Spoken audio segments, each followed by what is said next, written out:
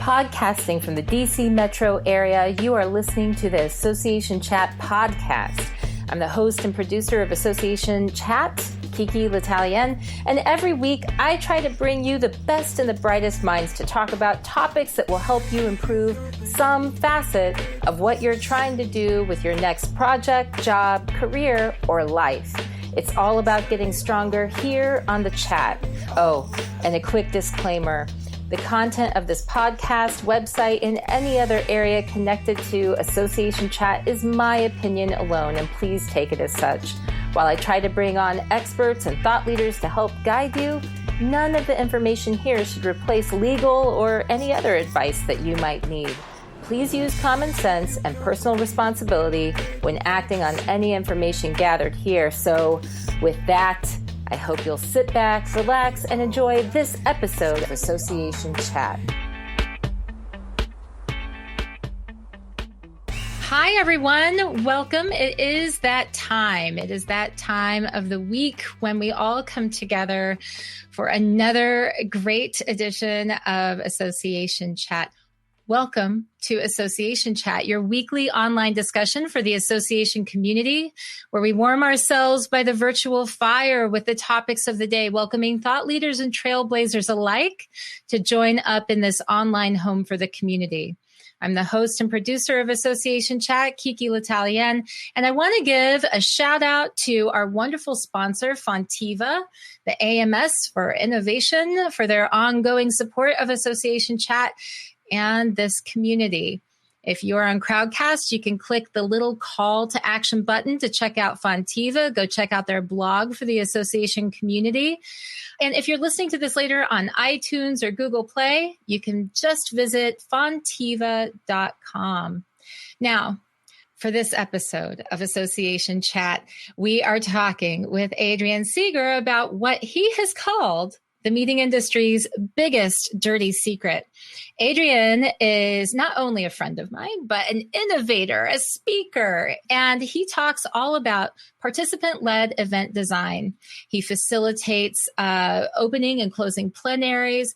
This man, I've known Adrian for years, and some of his presentations that I've been a part of, they're not really presentations, it's a participatory experience, are transformative. They will change the way that you look at meetings. And so his latest book, The Power of Participation, Creating Conferences That Deliver Learning, Connection, Engagement, and Action, is out there. You can also check out the book before that. I don't even have that one listed. And he's working on a third. So this is all to say that this is a man who has dedicated years to the study of how to to build participation in events. He understands adult learning, and he's here with us today. Welcome, Adrian. Thanks, KiKi. It's a pleasure. It's always a pleasure to hang out with you. I know we do. You have to get back to DC. But okay, so we're here with all of our friends. And hi, everyone. I'm so glad that you're able to tune in.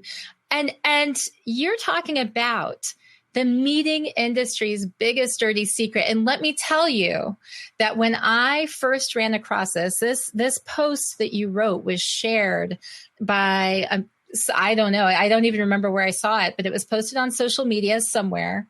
I clicked on it because who doesn't on a title like that, right? I'd love to see how many visitors to your website on just that post. And I got over there, and you had some interesting things to say, and that is this. That is that we put all of this time and money and effort and energy into creating these meetings that you would say that we really care about proving the value and show the learning that goes into it. And yet somewhere along the way we go wrong. And so what is, I want to just let you deliver. What's the biggest dirty secret in the meeting industry? Well, I think that it's the fact that the industry makes no attempt to discover or evaluate the long-term value of our meetings to attendees. And let me be very clear about that. It's attendees that I'm talking about here. I think there are a lot of pretty straightforward ways that, if you own a meeting and you're running a meeting for profit, you can look at, see whether you made money on the thing. If you're a sponsor, you can look at, how many new clients you got, increase in sales and so on that are related to the meeting and so on. But, the reality is that most people who go to meetings are the attendees. I mean, and I think it's fair to say that evaluations of long-term value of a meeting for attendees are essentially non-existent. We don't evaluate those, and we don't make any attempt to do so. And we can talk, about short-term evaluations, which people try to do, and why. And it turns out that those are unfortunately really misleading if you're trying to understand the long-term value, which of course is ultimately probably what's important to most people. I want to unpack that a little bit, because for those people tuning in who who didn't read the post, and who haven't been acquainted with you so far. Yeah. Why is it that we are spending all of this time focused somewhere else and not looking at the continued value? Why are we looking at the wrong things, Adrian? Well, again, there's some very long answers to that, which I've written about in my 2 books. And, to really understand that, you need to look, and I'm not going to do this now, but you need to look at the history of meetings. I mean, we have a culture, meetings have been pretty much the same for hundreds of years. And we've all grown up. All of us who now actually maybe run or create meetings and so on have been through the traditional meeting experience, and most of us are still going through it and still experience it most of the time. The old model that we've had for a long time, as I've written about a lot, and you can read about elsewhere or on my blog and so on, is the old model where you have experts presenting to novices. Essentially, this content is broadcast to people.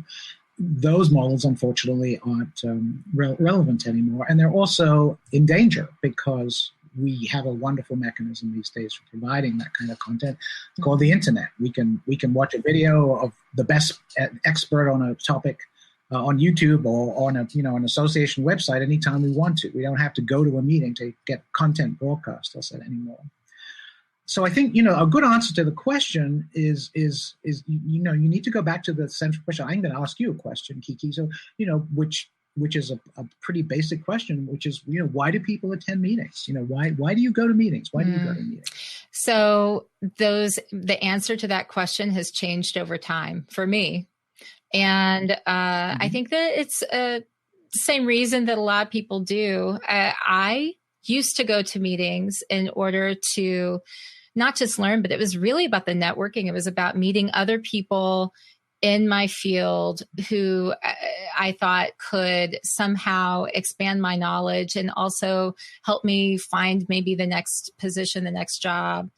And that network, it ended up becoming more and more about, okay, so I'm attending meetings now so that I can expand the network, but also get learning that I haven't had the opportunity to have elsewhere. So you've just mentioned the reason. I mean, there have been tons of surveys about that, and you mentioned the 2 classic reasons: learning and connection. Okay, that's why people go to meetings. You take that. Then the issue becomes okay. So if we're going to meetings for learning and connection, how successful were we in getting that, in learning that is appropriate for us? Okay, that everyone who goes to a meeting wants different things. You go to a meeting. Anyone who goes to a meeting, they have top of mind issues. They have challenges that they're dealing with in their professional life, and they're going to be different from the person who's sitting next to them at a session. And my work is about creating meetings that turn into what the attendees or participants, if I'm successful, that people are actively participating, what those folks actually want and need. Personally, and that for me is the optimal meeting, which means that the old style of meeting where you just have these predetermined sessions, created by a program committee 6 months before, which we know, and I've had 25 years of experience knowing that they simply those topics are not, in general, a majority of what people actually want to talk about. So it means creating meetings which turn into where the sessions are actually created by some kind of process by the attendees themselves. And That's what I've been doing Right. for a long time. So one of the things that you can do is, I mean, that's the first thing that you can do to optimize value for meetings by making them personally relevant for each person. So you discover, for example, in the first few hours that there's a lot of people there who want to talk about X, whatever X is. And it turns out there's two people who know a lot about X, which maybe the organizers didn't even know. So then you have a process where you say, okay, guys, tomorrow we're going to have a session about X.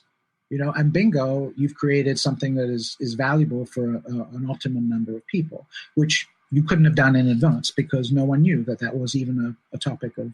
So one of the things that really, I don't know, attracted me to talking more about this topic, it was this focus on not even, so let's imagine that you've spent the money, you've done the meeting, you're there.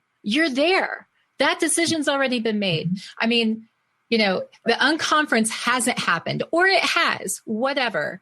You've had this meeting, and then what? So we always talk about the before, the during, the after for a conference or a meeting.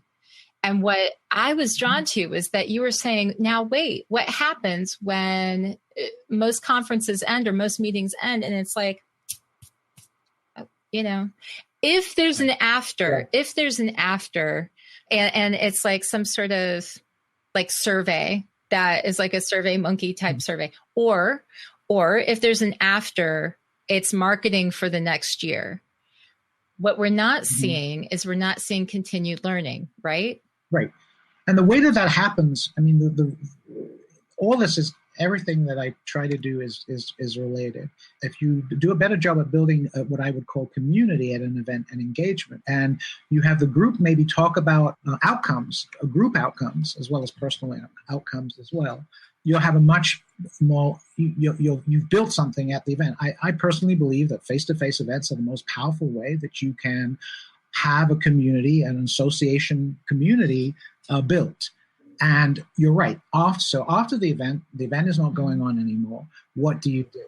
And I think, my experience, my sort of rule of thumb is that if you do a really fantastic job creating a community, then you can build on that year after year.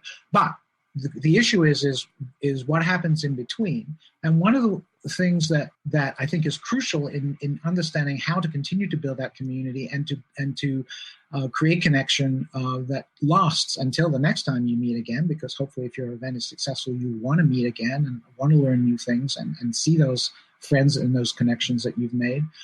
One of the things that you need to do is to evaluate what people's experience was after they've had some time. And maybe I should talk a bit about, the distortions of short-term evaluations, because, everybody Let's definitely does that. do that, because so Joan said over here, and I want to draw in the fact, one of the best things that happens with being able to participate live is that we're able to interact with those of you who are watching right now. And Joan says, no, we don't ask ahead what individuals want and then have them measure for themselves after. We do ask later if they've accomplished their goals, but have no clue what their goals were. That's an interesting comment too. Great.